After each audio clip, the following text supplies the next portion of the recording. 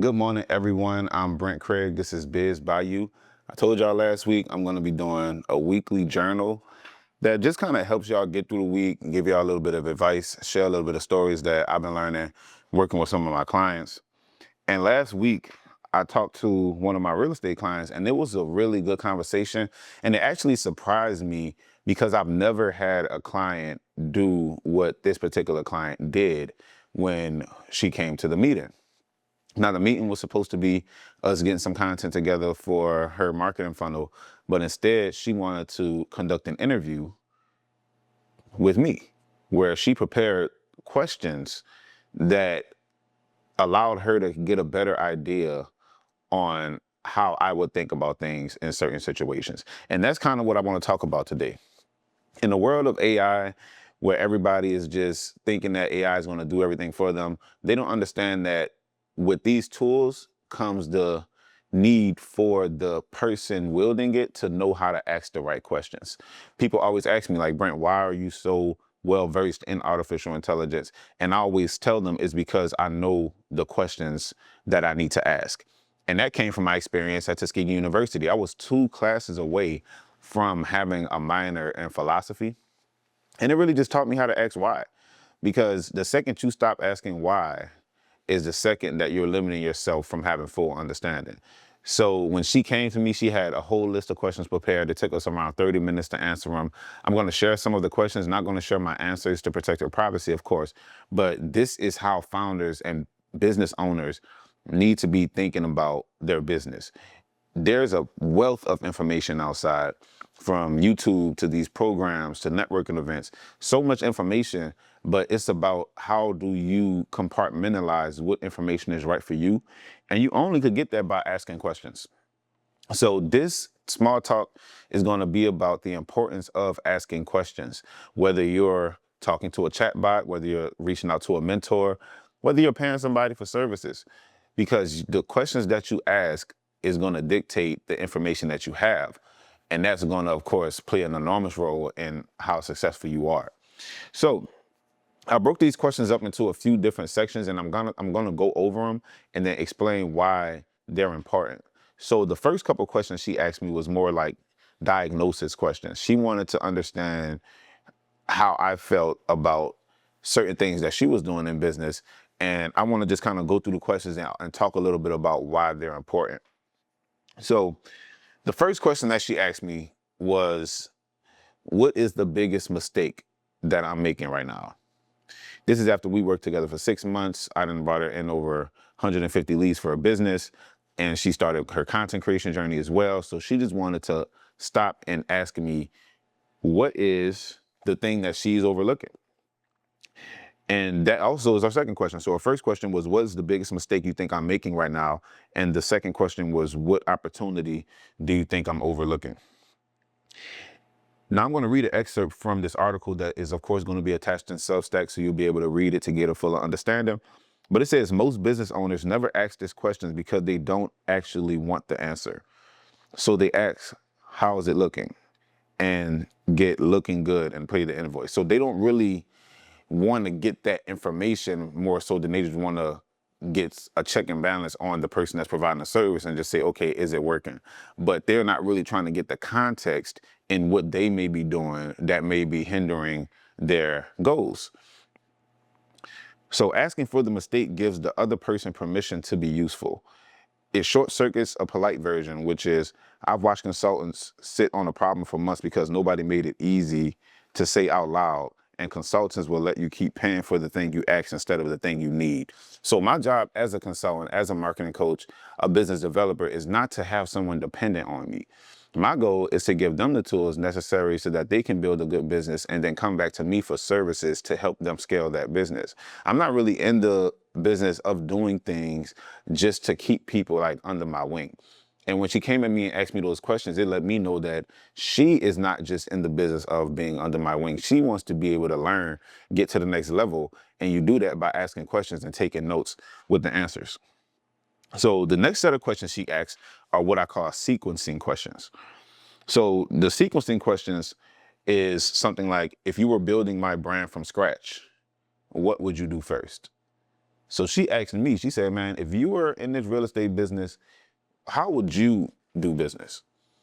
And I gave her a pretty lengthy answer, and it made sense because I never even thought about it like that from that perspective. It allowed me to give her even more help just by putting myself in her shoes and saying, what do I do from scratch? Not what I would do after she's done steps 1 through 6 and I come in as a consultant. What would you do if you were starting from 0? And that allowed me to give her a baseline strategy that helps her understand how she should be approaching her business. The second one was, if I only had 1 hour a day to spend on my business, what would I spend it on? Another amazing question. This question allows me to let her know how she should be budgeting her time. Like, she has children, she has a business, she works a day job. So time budgeting is very important. And I had to explain to her, okay, if you only had 1 hour, what would you do? And I'll give you a bonus for that answer. It's project management. I will make sure that I'm moving the needle, that I'm moving the goalpost, that if I have 3 tasks for the week, if I have an hour, then I'm just going to be chipping away at those tasks to make sure that by the end of the week, we pretty much bit off everything that we can chew. And then the last one she asked, which was a seek and swim question, is, what's one thing I could start doing today that will make the biggest difference 6 months from now? Like, these are good questions. Usually when people come for my services, they typically just want me to do everything and want me to just, autonomously handle and solve their issues. She's letting me know, okay, Brent, what can I do today and tomorrow and the day after that I would notice a difference in the next 6 months? That's how you budget your time correctly. That's how you strategize. Like, most companies just kind of jump into business. They don't really take the time to sit there and ask these important questions so that they can have that strategy that makes sense for their business model. That was like, this is super, super impressive. And shout out to her for taking the time to prepare these questions to make sure that she got the best value from her experience. So most of us don't have a knowledge problem, and this is also an excerpt from the article. Make sure you read the Substack, subscribe, share. But most of us don't have a knowledge problem. We have a sequencing problem. You know you need better content, better systems, better follow-up, and better books, a real website, an email list, and a second hire. Okay, fine. You know you need all of that, but which one happens on Monday? What is the first thing that you're going to do with all of this stuff that you kind of have outlined? What is priority? What should you be focusing on first? What can take a little time and maybe should wait till later? Those are the things that you kind of need to answer for yourself when you're asking these questions to yourself or to a coach. So the 1 hour a day, 1 hour a day framing is sneaky good because it forces a real answer. Anybody can hand you a 12-point plan, but if you only have 1 hour, what are you going to do with that hour? And it forces me as a consultant to think very critically. It forces her to be more cognizant of what she's doing, because a lot of people in business will do a lot of busy work, but the work is not really yielding in any results.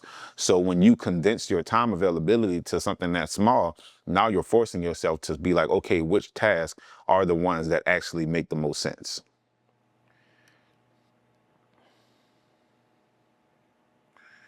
So the next section is something that I call capability questions.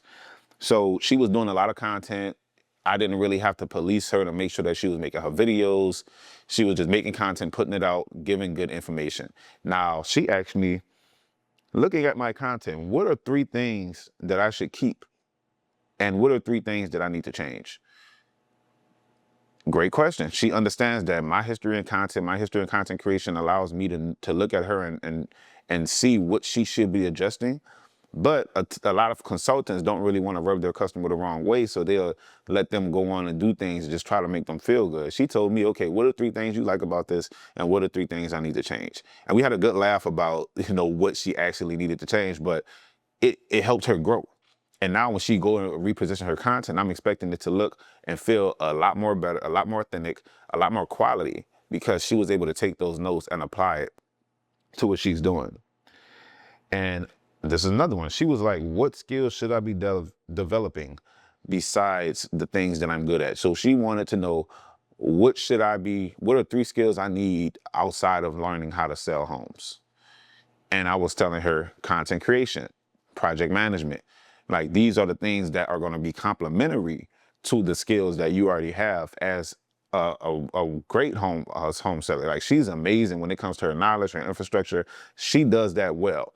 But let's couple it with some good content skills. Let's bring in the business development skills that show you how to outline your projects and tasks, outline the functions of your business, as well as how it makes money, and figure out the best business model, which we came up with the perfect business model for her by the end of the meeting because she asked so many questions. But just figuring out what works for you. You may not want to sell homes. That may be a long-term strategy. You may want to go and do short-term rentals to get your money up into where you can afford those longer sales cycles. But you don't know that unless you ask those capability questions. And there's also the access questions. So there's access questions, and access questions are about, what rooms do I get in Intel? So her question was, if you were me, what rooms should I be getting into? Now, amazing, thought-provoking question. My answer centered around conferences, conventions, networking events, and just finding people who are also in your business industry, but not directly competing with you. Even if it's somebody that's competing with you like this, you can always learn, especially from someone that's in your market. And business doesn't have to be this winner take all, I take a knife and stab you in the side type of deal. A lot of industries work together to make sure that their prices stay the same, to make sure that they're not stepping on each other's toes with customers or with talent acquisition, and just to keep their industry at bay. Because you may be competing with someone in the same industry, but that industry is what pays your bills and their bills. So it helps for y'all to have some kind of synergy on making sure what model y'all are using to capitalize on the industry as a whole. The second one was, how do you build relationships with people you're not already connected to?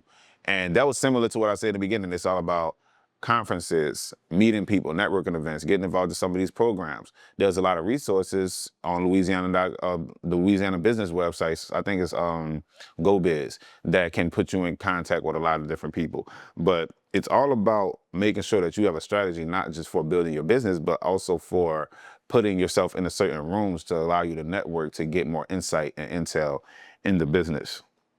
So rooms are where the intel is, and what everyone's paying and what everybody's paying, what software they use, what mistakes they already made, so you don't have to.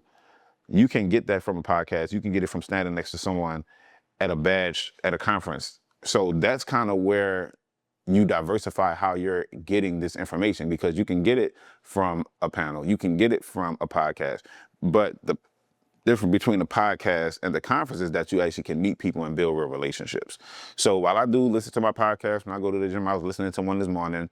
You may be listening to this one while you're doing your workouts and whatnot, but putting yourself in rooms where you can meet these people, it makes all the difference.